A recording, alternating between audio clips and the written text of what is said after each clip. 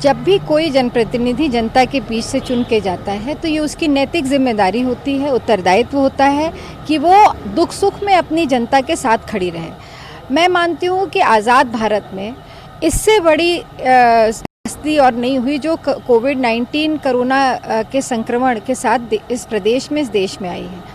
अगर इस समय भी इतने हाई प्रोफाइल लोग, स्मृति ईरानी जी जिन्होंने अमेठी को अपना घर बताया था, अपना परिवार बताया था, महेंद्र नाथ जी जो एक बहुत वरिष्ठ कई बड़े पदों पे रहे और आज मंत्री हैं दोनों, तो अगर इन लोगों ने अपनी जिम्मेदारियों का निर्वहन नहीं किया है तो मैं मानती हूँ कि बेईमानी है उनकी जनता के साथ। और अगर बड़े नेता, शीर्ष नेतृत्व अपने कर्तव्यों का निर्वहन नहीं करेगा तो मैं जो छोटे कार्यकर्ता हैं, भारतीय जनता पार्टी के सामान्य कार्यकर्ता हैं, वो भी अपने घरों में बैठे हैं। और यही वजह है कि आज सड़कों पर, आज गांव में लोग भूख से मर रहे हैं। आज उनके सामने कोई व्यवस्था नहीं है। तो इसके लिए अगर कोई जिम्मेदार है तो भारतीय जनता पार्टी जिम्मेदार है, उनके नेता जिम्मेदार है, उसके कार्यकर्ता जिम्मेदार है। दिल्ली बीजेपी के जो प्रदेश अध्यक्ष मनोज तिवारी, उनकी छुट्टी हो गई है, आदेश गुप्ता आए हैं, क्या कहेंगे? देखिए, ये भारतीय जनता पार्टी का आंतरिक मामला है कि वो किसको प्रदेश अध्यक्ष रखती है, किसको प्रदेश अध्यक्ष नहीं रखती है।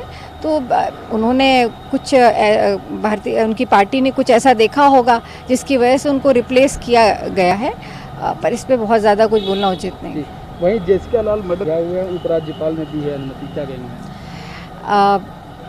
उनको वो एक बहुत ही बड़े चर्चित कांड में उनके ऊपर अभियोग चल रहा था और वो सज़ा काट रहे थे। और उपराज्यपाल का जब एक निर्धारित समय के बाद संविधान राज्यपाल को और उपराज्यपाल को ये अधिकार देता है और विशेषाधिकार का प्रयोग करते हुए उपराज्यपाल ने ये निर्णय लिया है, तो ये पूरी तरह से संवैधानिक है, इसमें कोई गलत नहीं।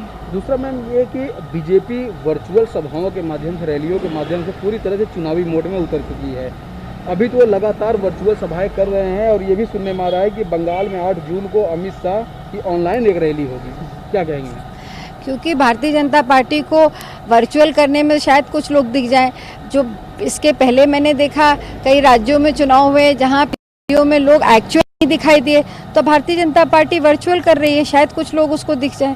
इससे जनता में के बीच में जो नकारात्मक छवि भारतीय जनता पार्टी की हुई है, जिस तरह से भारतीय जनता पार्टी कोविड-19 की त्रासदी में बुरी तरह से असफल हुई है, इसके बाद उनके पास कोई मौका ही नहीं बचा है, कोई तरह नहीं है कि वो जनता को फेस कर सके, इसलिए वर्चुअल रैली पे उतर आए। जी, दूसरा प्रधानमंत्री नरेंद्र मोदी ने आज एक चैंपियन पोर्टल सूक्ष्म लघु उद्यम मध्यम उद्योग के लिए समस्याओं को हल करने के लिए लॉन्च किया है, क्या कहेंगे? देखिए, आज की सबसे बड़ी समस्या है, आप कितने भी आयोग बना लें, आप कितने भी इस तरह के पोर्टल बना लें, पर आज हकीकत ये है कि जो प्रवासी मजदूर जो बेरोज़गार हो गया है और अपने गांव में पहुंच गया, उसको भूख आज लगी है, उसके पेट को आज खाना चाहिए, उसका परिवार भुखमरी की कगार पर है।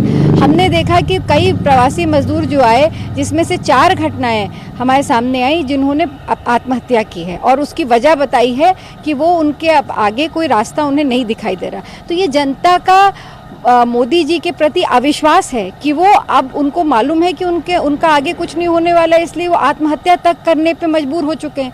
तो अगर इन नीतियों के भारतीय जनता पार्टियों की गलत नीतियों के कारण आज ये इतनी बड़ी त्रासदी जो एक विकराल रूप लेती चली जा रही है और लोग मजबूर हो रहे हैं आत्महत्या करने पर, तो इसके लिए कोई जिम्मेदार है तो भारतीय जनता पार्टी जिम्मेदार है। 1 लाख मृत संख्या देश में लगभग 2 लाख पहुंचने वाली है। वहीं दिल्ली में उपराज्यपाल के ऑफिस में 19 लोग कोरोना पॉजिटिव मिले हैं। सरकारी दफ्तर भी अब नहीं बड़े बच रहे हैं, संवैधानिक जगहों पर भी कोरोना पहुंचता चला जा रहा है। तो कैसे देश का काम चलेगा और कैसे इस निपटेंगे? देखिए, ये कांग्रेस पार्टी के पूर्व अध्यक्ष आदरणीय राहुल गांधी जी ने ये चिंता शुरू से जताई। उन्होंने कहा कि ये लॉकडाउन 4 के बाद उन्होंने कहा कि ये पूरी तरह से लॉकडाउन असफल रहा। वजह क्या थी? जब लॉकडाउन शुरू हुआ था तो मुश्किल से 535 केस थे संक्रमण के देश में और 10 लोगों की मौत हुई थी संक्रमण से। 4 लॉकडाउन के बाद आज हम लगभग 2 लाख के आसपास पहुंच रहे हैं संक्रमण में। दुनिया में हम दूसरे स्थान पे पहुंच रहे हैं। गंभीर रोगी के अगर आंकड़े देखे जाए तो 8वें स्थान पे हैं।